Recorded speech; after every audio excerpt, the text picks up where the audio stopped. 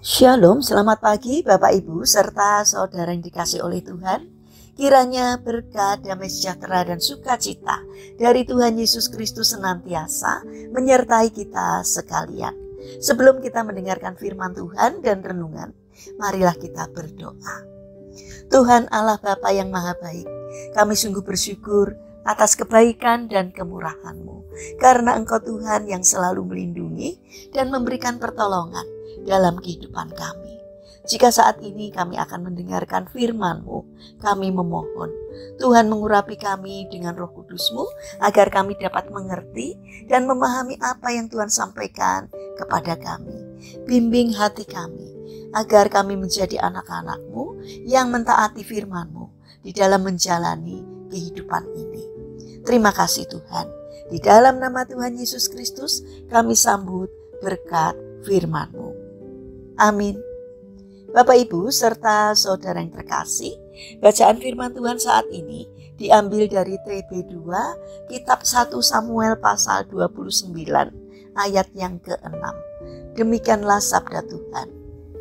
Lalu Akis memanggil Daud dan berkata kepadanya, "Demi Tuhan yang hidup, engkau ini jujur. Keluar masukmu bersamaku dalam pasukan tentara adalah baik di mataku, sebab aku tidak mendapati kejahatan padamu sejak engkau datang kepadaku sampai hari ini." Tema renungan saat ini adalah Providensia Allah. Bapak Ibu serta saudara yang terkasih, berenang melawan arus merupakan usaha yang sangat sulit dilakukan. Dibutuhkan teknik dan stamina yang prima untuk melakukan hal tersebut. Jika tidak, kita pasti akan terseret oleh arus yang deras.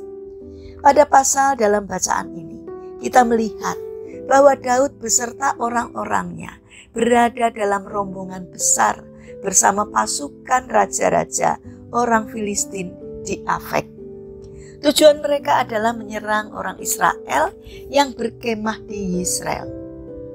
Apakah Daud akan berperang melawan bangsanya sendiri?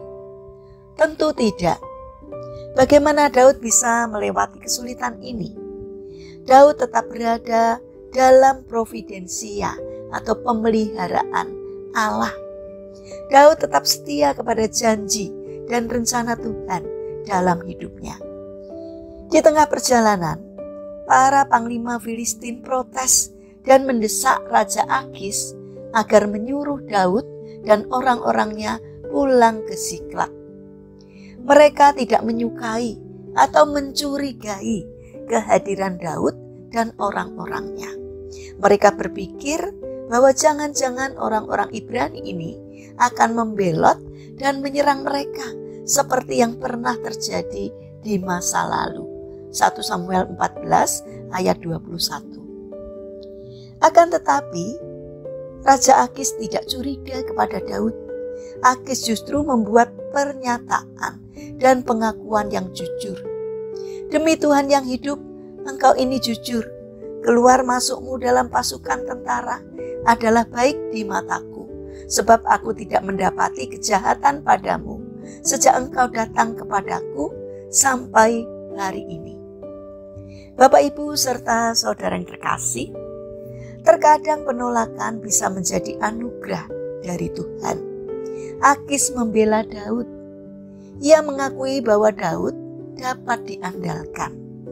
Ia senang Daud bersama-sama dengan dia. Sejak hari pertama Daud datang kepadanya, sampai saat itu dia tidak menemukan kesalahan dalam diri Daud.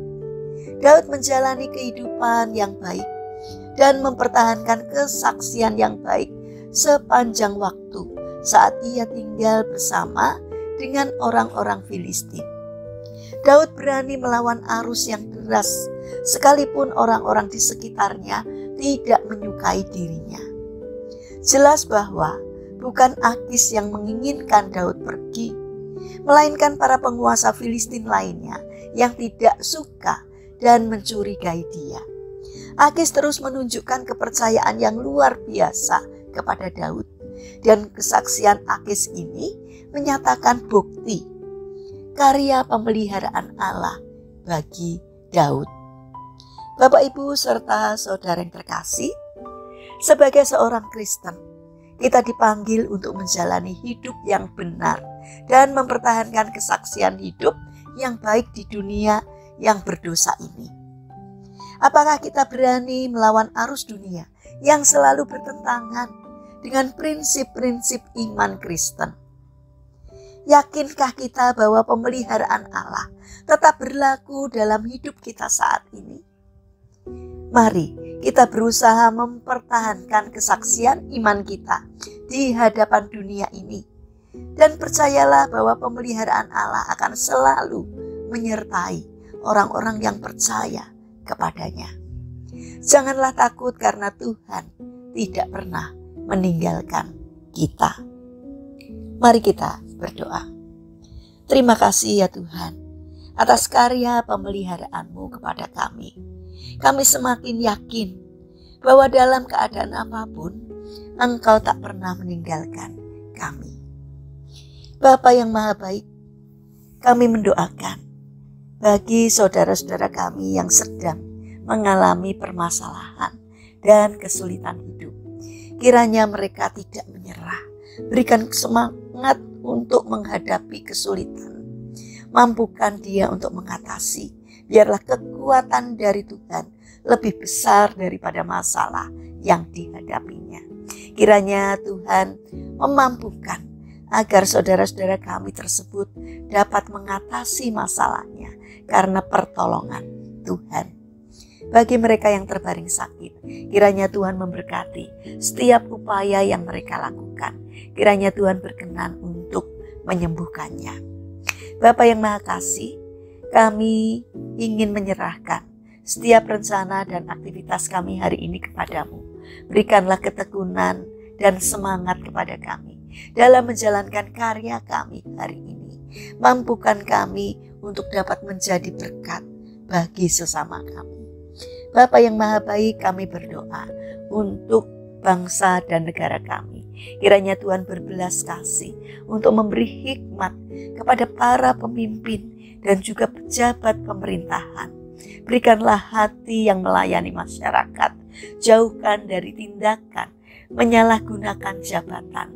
Tolonglah agar di dalam menjalankan tugas seturut dengan pimpinan Tuhan. Terima kasih Bapa. Kami serahkan seluruh doa dan sembahyang kami hanya di dalam nama Tuhan Yesus Kristus. Amin. Puji Tuhan Bapak Ibu serta saudara yang terkasih. Kiranya firman Tuhan dan renungan hari ini dapat menjadi berkat bagi kita semua. Haleluya.